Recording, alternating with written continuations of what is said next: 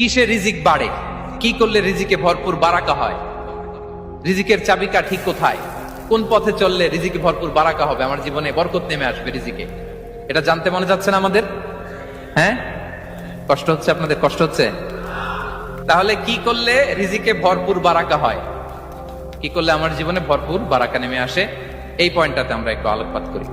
যেসব কাজ করলে আমাদের জীবনে রিজিকে আসমানি বারাকা নেমে আসবে, আমাদের রিজিকে আসমানি বারাকা নেমে আসুক, আমরা চাই কি চাই না? সবাই আমরা চাই নিশ্চয়ই।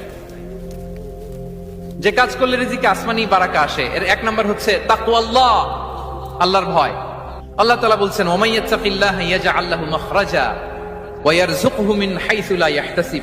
যে আল্লাহকে ভয় করে, যে আল্লাহ সচেতন, আল্লাহ তাকে মাখরাজ, মাখরাজ মানে কি জানেন? ওই যে এক্সিট লেখা না এদিকে, এই এক্সিটকে আরবিতে বলে মাখরাজ, মানে কোথাও আটকাবেন না, বের হওয়ার রাস্তা আছে, কোথাও আটকাবেন না, বের হওয়ার রাস্তা আল্লাহ তাআলা অ্যারেঞ্জ করে দিবেন। You will have the way out from crisis. ক্রাইসিসে পড়লে, সংকট মোমেন্টে আল্লাহ তাআলা ওখান থেকে এক্সিটের ব্যবস্থা আপনাকে করে দিবেন।